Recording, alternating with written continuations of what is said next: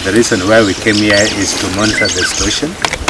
As you can see, several schools, several hotels, several churches have been submerged, and this is causing a lot of conflict between wildlife and human beings, because the hippos, snakes, crocodiles are moving out to higher grounds to look for pasture, and this conflict the people are entering near the lakes.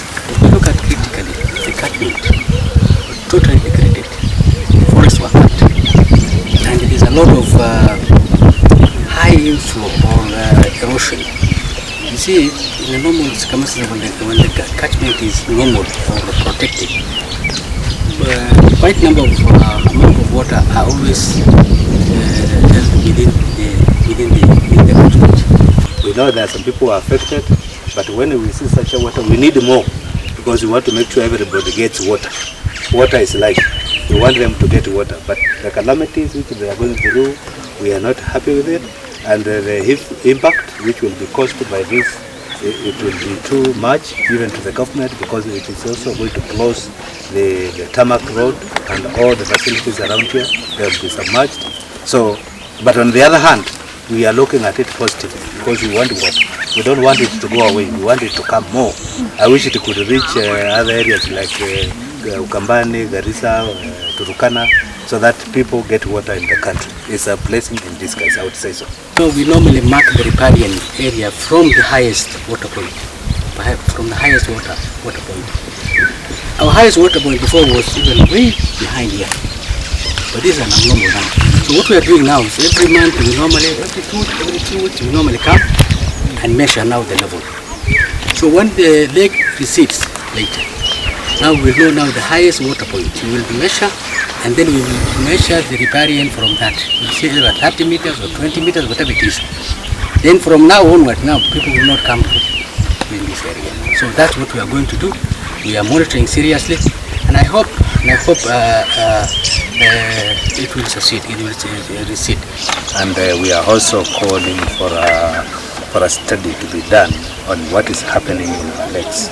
It's unfortunate that all the lakes around this side, they do not have outlets, and we've been having a lot of deforestation.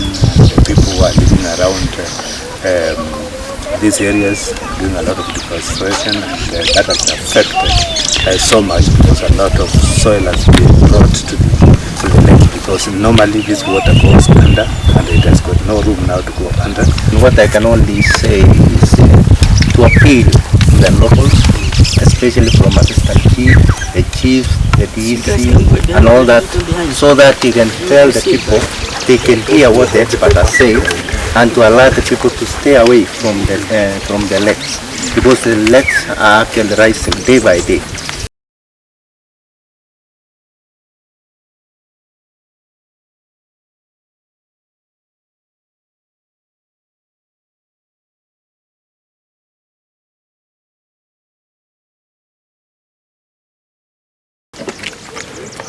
Where we are is Lake Bogoria. Bogoria has a catchment from areas from to do with Subukia, feeding into the River Waseges. We are experiencing the same phenomena where we are having the rise of the lake's water levels, and the levels of the water are rising as a result of the balance of what is coming in, not balancing with what is going out. Basically, that is a simple way of looking at it. Whatever is coming in is not balancing with whatever is going out. That means we are getting more into the lake than out, whatever we are getting out. And the problem is that this is a saline water. Like Baringo is fresh water. This is on higher side. Like Lake Baringo is on the lower side. This water seems to be going to join with Lake Baringo, and there will be a disaster, because the species which live in lake water cannot survive, in fresh water cannot survive in saline water. So this is about to happen, and immediate action must be taken to prevent this?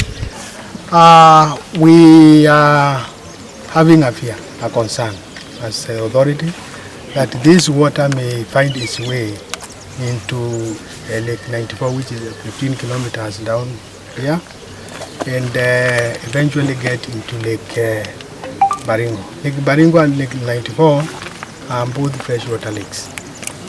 And you realize that there is an equilibrium ecosystem that is supposed to be maintained so that we can have this kind of ecosystem here in Lake Baringo and at Lake Bogoria, and this kind of an ecosystem in a freshwater lake.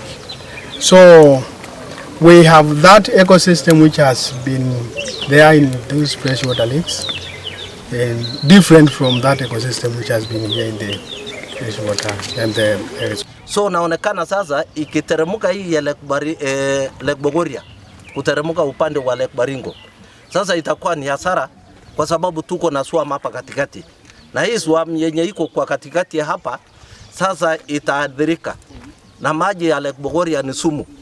Ikiteremuka upande wa Lake Baringo, pale watu watapoteza mashamba tena, swam itaisha. Wanyama ya upande wa Lake Baringo sasa kama ipo itatoka huku, kwa sababu maji sasa ikiingia hii ni sumu, basi hata samaki itaisha, na tena hata ile vidudu ile ndogo ndogo yenye iko kwa maji hata ile si atuone na nectize itakwisha. As Water Resource Authority, I think we have conducted some kind of feasibility study. I cannot call it a detailed study, but at least we did some assessment on what is the cause of this. Mainly what we are attributing now this problem is the catchment degradation. That's one thing, catchment degradation, because the catchment was destroyed to some extent, forest was cut.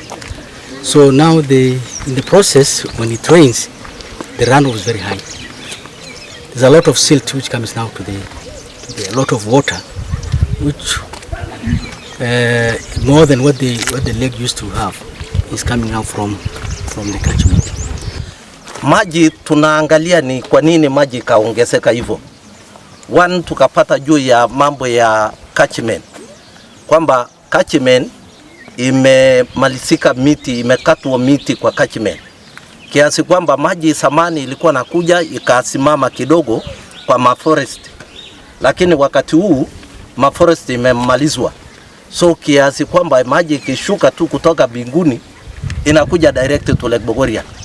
So neno lingine ni mambo ya catchment, mambo ya environment tena imeharibika kwa sababu ya makaa, pollution na whatever. So that is why ozone layer imeharibika kiasi kwamba maji sasa inamwakika mingi hapa duniani. Geological activities around here, we don't have a study yet, but we were also concerned we might have what we called Tectonics Movement. You see, it's very common in Rift Valley. There's a lot of geological activity going on around. So maybe these plates are moving, maybe they are either closing or opening. When they close or when they slip one on another, now we normally experience what we call now the high rise of the lakes or any water body. So we are also thinking, that's my opinion, my personal opinion, but detailed study must be done to find out exactly what is the cause of this.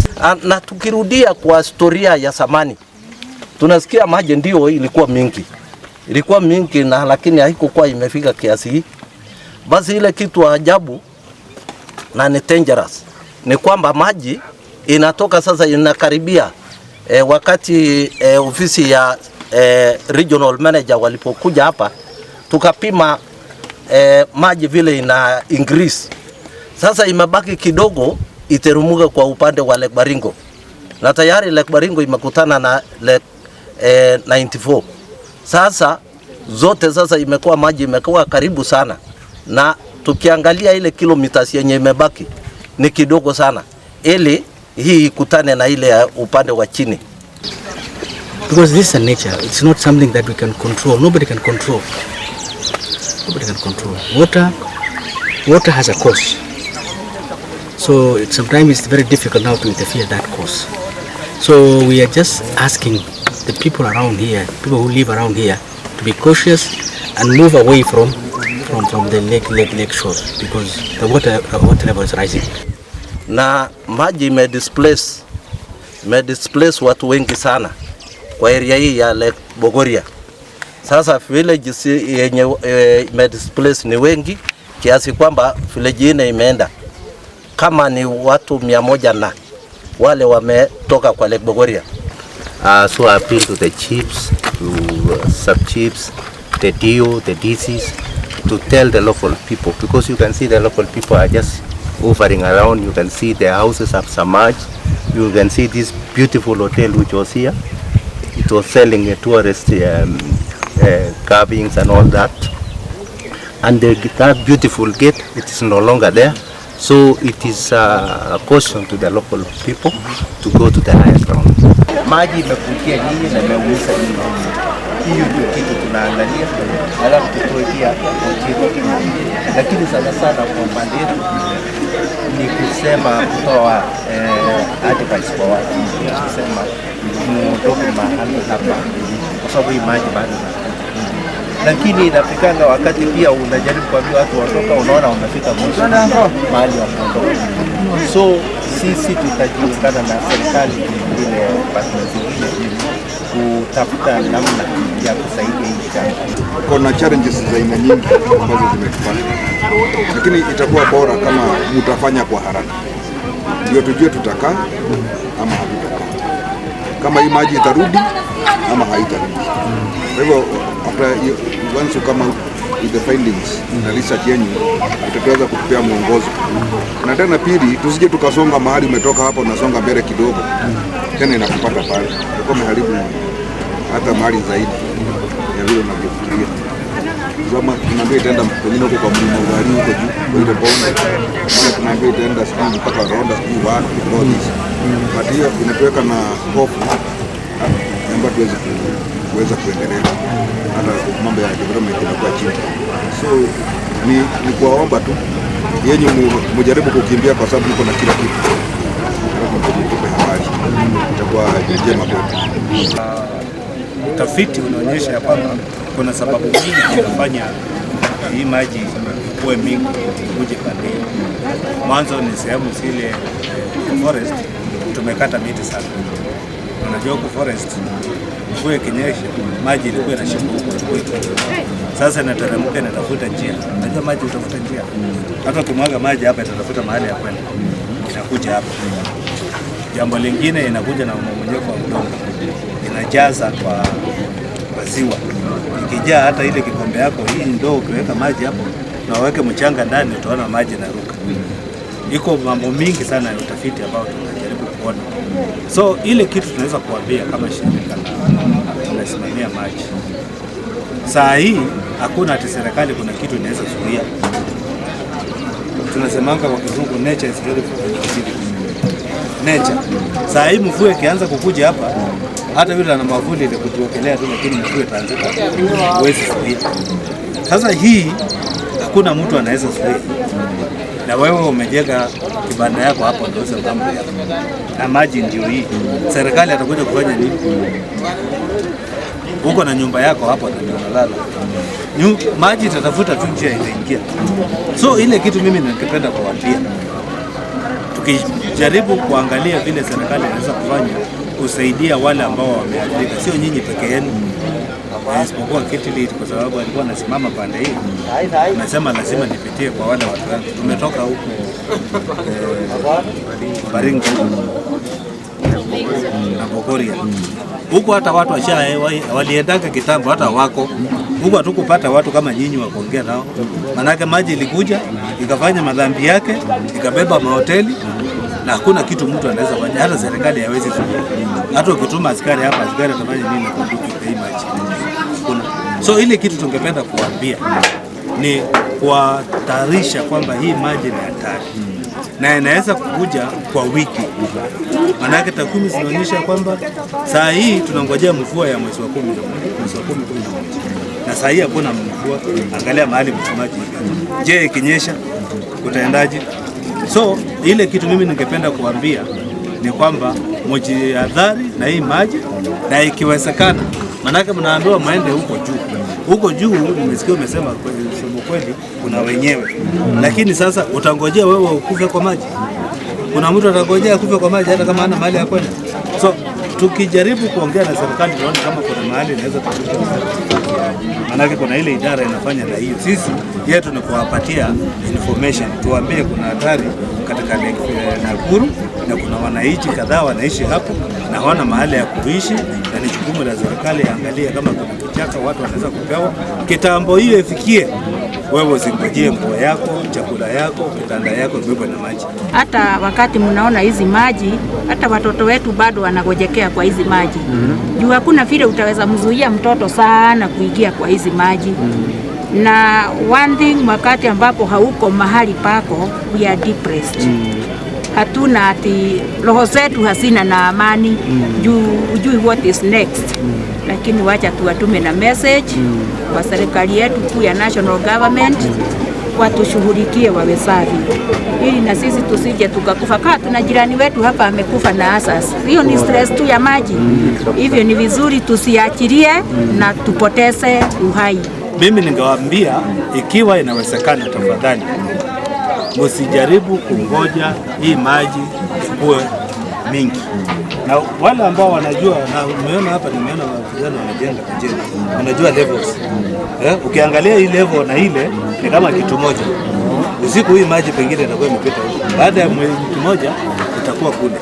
So ningewaomba ikiwa inawezekana hapa tusiweke activities. Ikiwezekana tutoke hapo kwa sababu ya maisha yako ndio muhimu. Afadhali kupigwa na baridi kuliko kupigwa na maji. Baridi itakuua, lakini maji inaweza kufanyia madhara. Manake ukiingia hapa ndani sasa hapo huwezi lala, lakini pale nje naweza kulala hata kama kuna baridi. So mimi ningewaomba ikiwezekana tuangalie vile ambao tunaweza kumove, kwa sababu hii area hata serikali ikakuja ikajenga ukuta, hiyo maji itaenda wapi? Itaenda kutokea tu hivi, itakuja tu. So mimi ningewatahadharisha kwamba hii maji ni hatari na tusikae hapa, tutafute namna